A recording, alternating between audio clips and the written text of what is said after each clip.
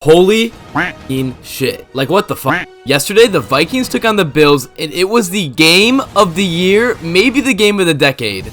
And I'm gonna break it all down for you. So get comfortable, warm up your seat. Maybe have your wife go fetch you a nice cold brewski from the fridge. You're the one that's paying the bills. You're the man of the house. You deserve to relax. And if you're on the old John right now, this video is gonna get your poop flowing. It's gonna be one of those poops that your legs are gonna be numb when you get off the toilet. You're just gonna be so locked into this amazing video, you can't look. Shut the fuck up and start the video. All right, bro. My bad. I'll start it. All right. It's week 10 of the NFL's 2022 season, and the 7-1 Minnesota Vikings have come into Buffalo to take on the Bills. Josh Allen came into yesterday's game showing that he's still being haunted by last week's performance in New York against the Jets, as he was nearly picked off after a terrible pass on the Buffalo Bills' first drive. I mean, last week, Josh Allen kind of lost his mind as he threw two terrible interceptions right to the defensive players. The Jets and Bills game, it's Sauce Gardner. Sauce undercuts a route.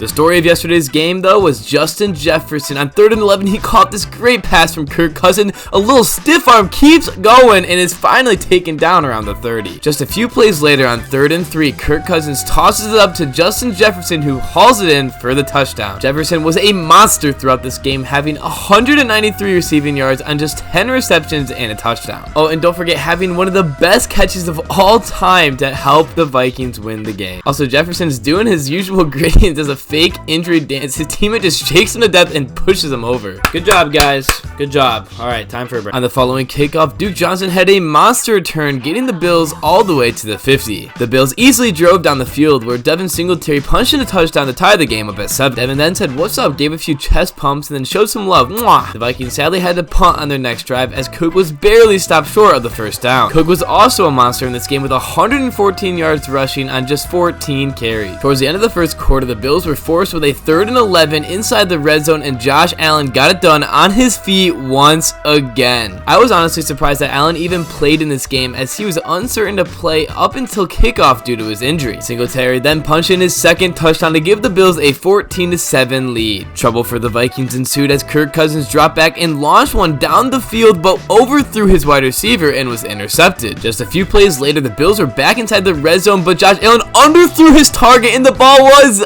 incomplete as the Vikings failed to intercept the easiest interception of their life. Just through 17 minutes of the game already, it was the second drop interception by the Vikings, but it looks like Diggs knocked it out of the defender's hands, ultimately saving the day, and I think he flexes a little bit in celebration and daps up his teammate. On 3rd and 7 of the Vikings' next drive, Kirk found Jefferson over the middle for a huge gain, and then connected with Osborne along the sideline on 3rd and 10 to get the ball all the way to the 1. This looked like a great opportunity for the Vikings to score, but on 1st and goal, Cook was tackled 7 yards behind the line of scrimmage. The Vikings then settled for a field goal to bring the Bills' lead back to just 7. The Bills were driving back down the field looking like they were going to score once again, but Devin Singletary fumbled the ball and the Vikings easily recovered it and had a huge return to get the ball all the way to the Bills' 40. With just under 2 minutes to go in the first half, the Bills' defense stepped up big and stopped the Vikings on 4th and 1 when they were just outside the red zone. On the Bills' last drive before the half, Allen did it all with a huge run, multiple great passes, and on 2nd and 4 in the red zone, Allen found Davis for the touchdown to give the Bills a 14-point lead going into the half. Coming out of the half, both teams' offenses really struggled as neither team was able to get anything going in the 3rd quarter.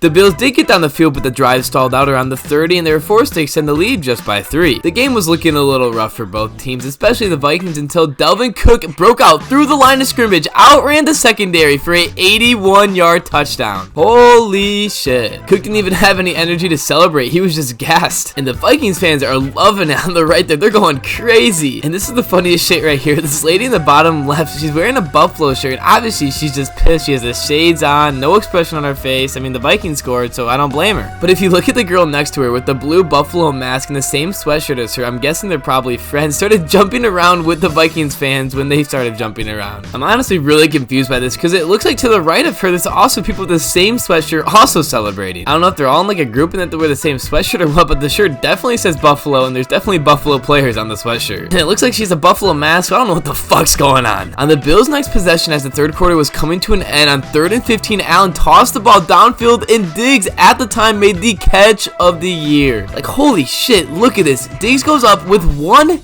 hand and just takes the ball down. I mean, what are the chances that two of the greatest catches of all time are in the same game? Josh Allen then kept the drive alive on 3rd and 16, dodged a few tackles, launched the ball downfield, and found Gabe Davis for a huge gain. The Bills got back inside the red zone, but sadly on 3rd and 2, Allen fired the ball incomplete. And instead of going for the field goal on 4th and 2, Allen threw another terrible interception, this time being inside the end zone. With 10 minutes left of the 4th quarter, the Vikings had a great chance to cut the Bills' lead down to just one score, but sadly were stopped just short on 3rd and 9. Never mind, the Vikings decided to go for it on 4th and 1, and Cook barely spun his way for the first down. Cook is just a beast. He is met at or just behind the line of scrimmage and spins his way for the first down. This is a huge play. Just a few plays later on 4th and 6, Kirk finds Hockenson over the middle for another first down. Just a few plays later, still down by 10 with 5.5 minutes left to go in the 4th quarter, Kirk Cousins takes off and gets the ball all the way to the 3. And on 2nd and goal, CJ Ham punches in the touchdown to drop the Bills' lead to just 3. Sadness, but it's been 5 years. The extra points off the upright.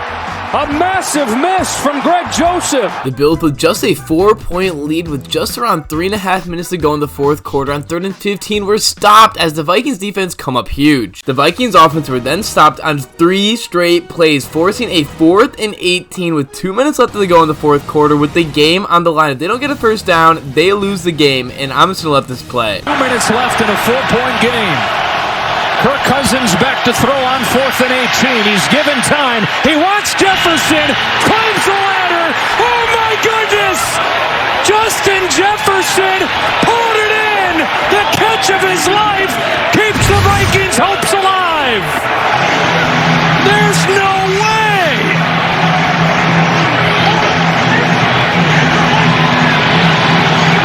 We had a catch earlier this game by Stephon Diggs, one-handed going up.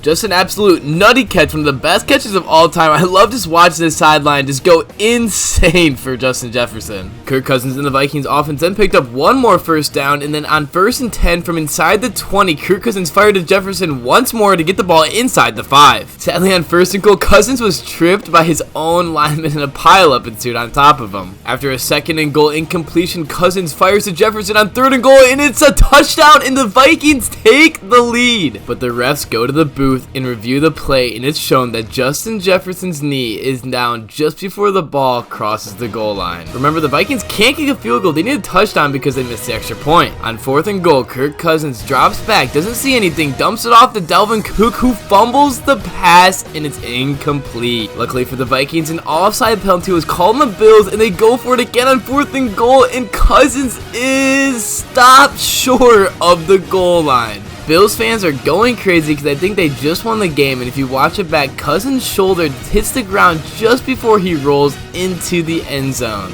The Bills players are getting hyped up with the fans. They all think they just won this game, and they're all getting excited. I also love Diggs here. He's a wholesome smile running out on the field, but then he gets serious really fast, realizing he had the 1 yard and he has to go finish this game. These two Vikings fans are just going, man, fuck. With the guy behind him going, hee. I want to know what his friend whispered to him. This lady right here is the life of the Bills fan base. You gotta remember here that the Bills are at the half-yard line, so I'm thinking the Vikings can easily get a safety here and get the ball back and have a chance to kick a field goal to win the game. But the complete opposite happens as Josh Allen fumbles the ball and the Vikings recover the ball in the end zone for the touchdown. Zero breathing room. He tries to sneak it. The ball is loose.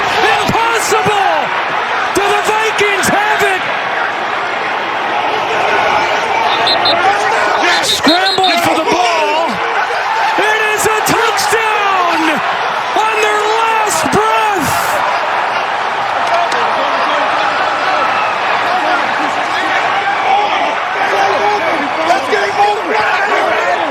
It's Eric Kendricks.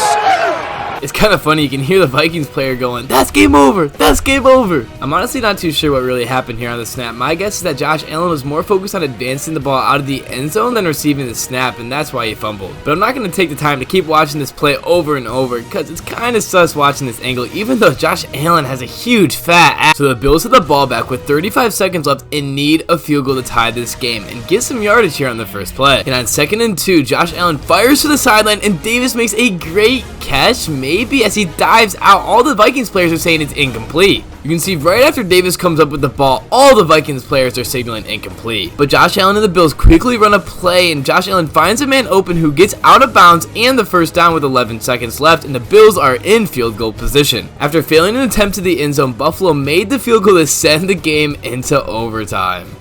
This is amazing by Gabe Davis. He does it. They hustled up to the line. He's going to secure it. He's going to get his arms underneath. Ooh, is that a little bobble? Wow. In my opinion, this is definitely not a catch, and the Vikings should have won this game in regulation. He's going to secure it. He's going to get his arms underneath. Ooh, is that a little bobble? Wow. From the replay booth, and this is too big a play not to stop. And as you can see on this shot, Davis is going to the ground. He does get his knees down in bounds, but he doesn't maintain control. In overtime, the Vikings won the toss and elected to get the ball first, and Jefferson makes an insane grab to get the ball over midfield. I mean, he barely gets his feet in bounds while controlling the catch. What a play. Also, Kirk Cousins' angle is pretty funny. He just goes, and throws the ball and turns around to take the hit. Dalvin Cook then proceeded to go beast mode, powering his way all the way to the 25-yard line in a first down. And on 3rd and 10, Cousins finds Jefferson once again inside the 5 for an amazing pass and catch. But the Bills defense come up big once again as Dalvin Cook is met behind the line of scrimmage. Kirk Cousins takes a huge sack on 2nd and goal, and on 3rd and goal, Kirk Cousins has to fire it through the end zone. The Vikings send the field goal unit out, and they make it, giving them the lead. On the Bills' opening play, Josh Allen somehow escapes a sack and picks up a first down, getting the ball across midfield. And on the very next play, Josh Allen continues to be a powerhouse with his legs and gets the ball all the way to the 35. The Vikings defense then come up big, stripping a pass in the end zone. The Bills then have the ball on the 20-yard line, and Josh Allen looks at the end zone, fires, and the ball is intercepted by the Vikings, sealing their 8th win of the season. A super tough way to lose this game for the Bills, as one of the craziest games I've ever watched. Josh Allen cannot believe what he just did as he holds his helmet above his head in disbelief, and the Bills fans, oh, the pain. When watching this back, Josh Allen forces this ball into the end zone. He doesn't have to make that throw. It's only 2nd and 10. There's lots of time remaining. He also totally underthrew his target. And this is the face of the game. This kid in disbelief. And lucky for us, we have another helmet slam to rate as Josh Allen awkwardly slams his helmet after throwing the game, losing an interception. This was a bad slam. I'm rating it a 4. He lost points because it was two-handed. It seemed like he threw it really low to the ground, and it seemed like he almost tripped over it. Come on, Allen. You gotta rage better. And for this win on the flight home, Patterson got the chains after the winning interception.